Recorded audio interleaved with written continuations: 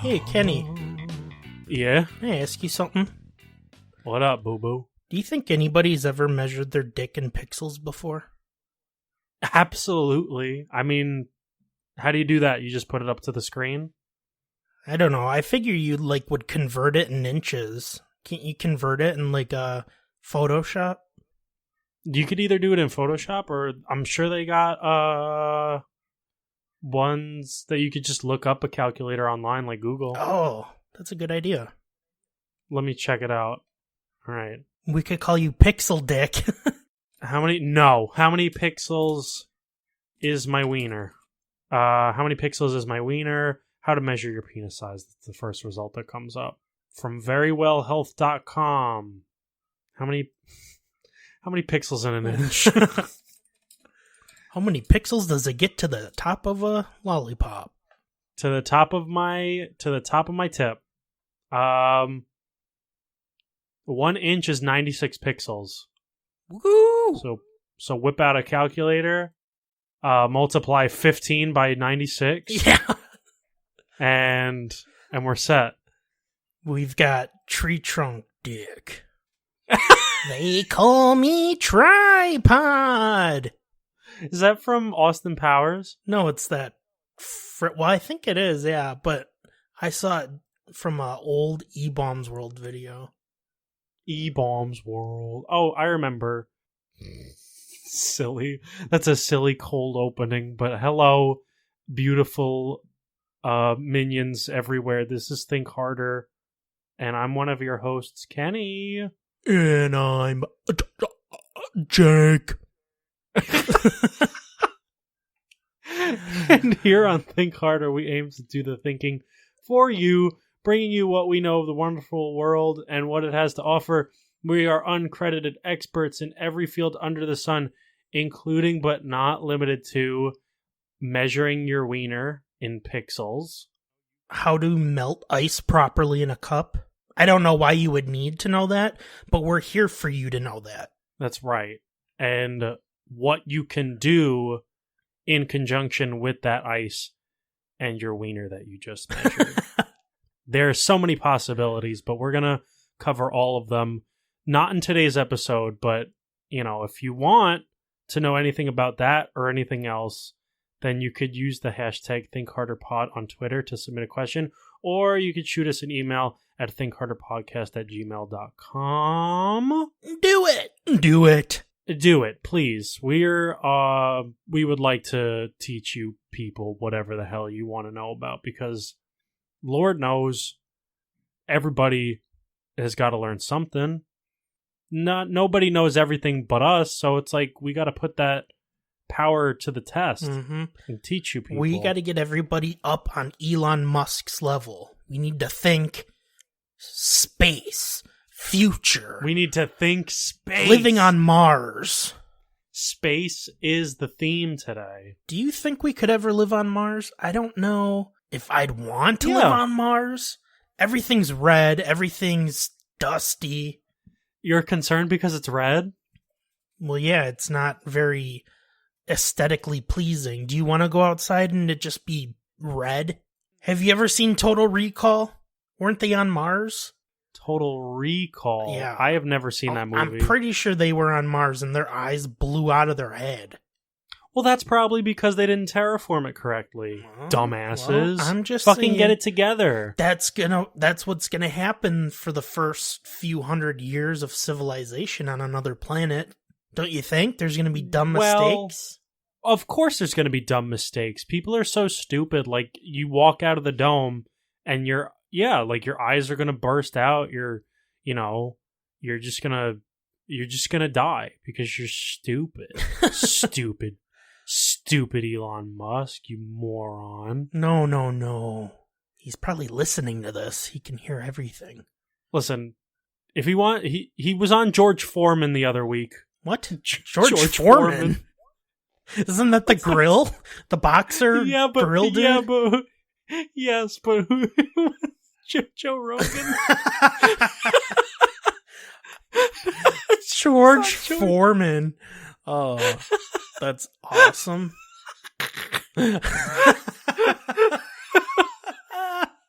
Yeah. So he was on the grill, and I think the markings that he got it was inscribed onto him in alien text on this grill, and it said, "Elon, don't come home yet." And we have to try and interpret that. What does that mean? Is he from Mars? Is he trying to get back home? Could you imagine? Did you see SpaceX as they rescheduled their launch? So it's happening. Oh yeah, it was going to happen in a couple of days, right? Yeah. So by the time our audience hears this, it would have already happened. But yeah, I guess it got scrubbed last Thursday, I think it was, because of weather. And so yeah, I'm just saying, if Elon was an alien and he's doing all these other businesses, but then he sneaks in a whole SpaceX, isn't that a little wishy-washy? Wouldn't you say he's that's his plan? That's not going to be good. Well, I mean, for some people it might, like Grimes.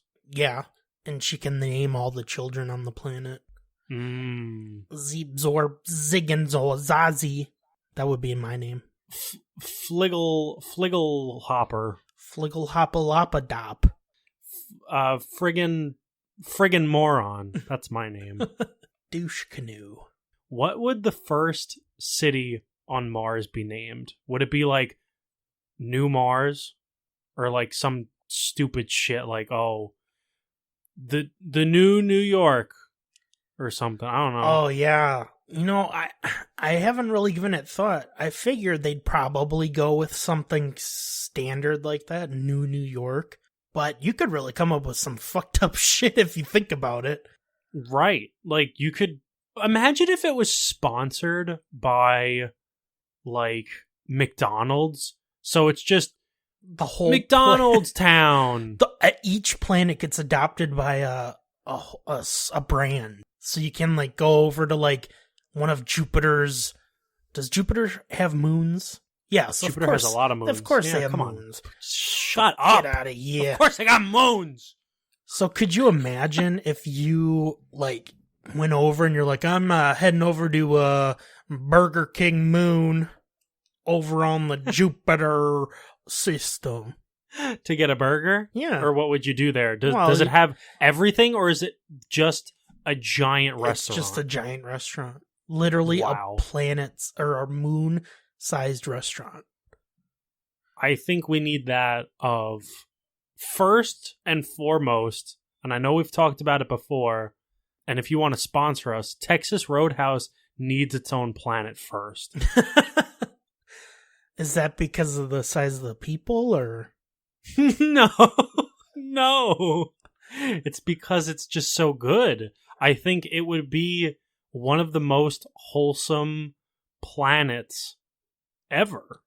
Just like if everybody's like treating you the way that the staff treats you at Texas Roadhouse. Oh, do you want more bread? Because it's free. This is Texas Roadhouse planet.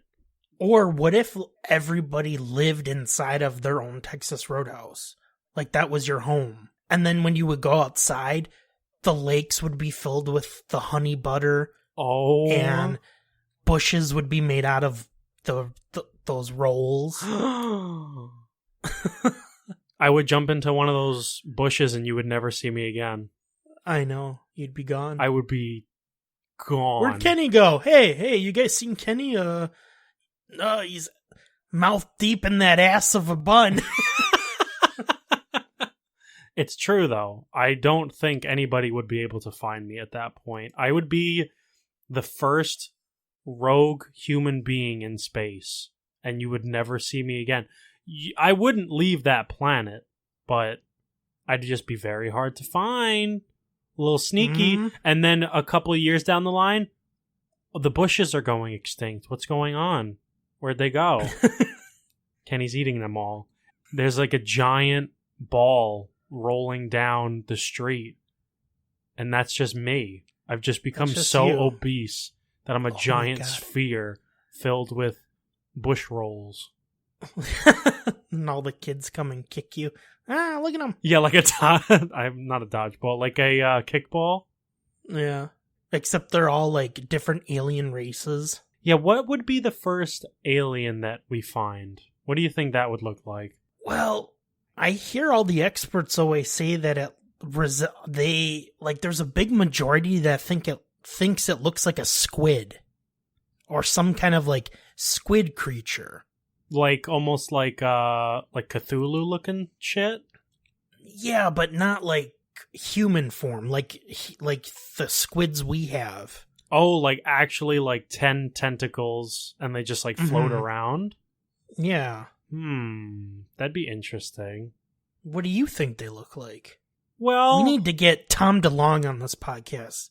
We need to get who? Tom DeLonge. He was the guitarist in Blink-182. He's the one that like they found UFO footage that was released by the Navy like maybe a month ago. Mm-hmm. And that was his footage because he owns like a NASA, not a NASA, but a space like exploration team. He does? Looking for aliens. Yeah. That's so badass. What the hell? We need a Think Harder sponsored space team.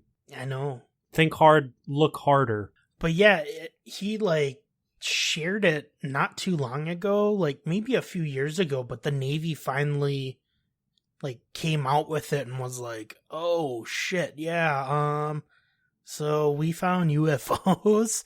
Just didn't want to let you guys worry. Was it Navy or NASA? It was the Navy, cuz the Navy like was doing some kind of like test runs in like aircrafts. Okay. And because I guess the naval system has like an air system in part of their branch. Yeah. So they were doing like flybys. They were looking around, and one of the pilots, he saw what looked like some kind of sphere. You know, like kind of like a typical UFO, like a saucer type thing. Yeah, with the dome and the lights. Yeah, it kind of looked like one of those tops that you spin. Yep. Like a Weeble Those Wobble. were fun. A Weeble Wobble. I think the first alien would look like a Weeble Wobble. That would be so funny. And they're just like big old fupas. I would just try and push them down, and it wouldn't work. Hey, come here, son. Yeah. Whoa, I can't fall over. No. Also, they would speak English. Yeah. Well, they probably could. They could probably speak at whatever they wanted. They probably could. But actually, it's weird that you brought up aliens, because I was watching this video this morning, actually, that was going into, I think it's called the Fermi paradox. Okay, let me start from the beginning. So the universe works in like these pockets, and these pockets are like what's expanding away from one another because of like, since the Big Bang, like the universe is ever expanding, right? So there is like a collection of galaxies. We are like the Milky Way, and then I think Andromeda and like some other galaxies are in this same pocket with us, but those pockets are ever becoming distant from one another. So because of that, and because they're traveling far away from each other, we can never travel to another pocket, which sucks because there's like thousands and thousands and thousands of these pockets that human life will just never have the chance of ever exploring.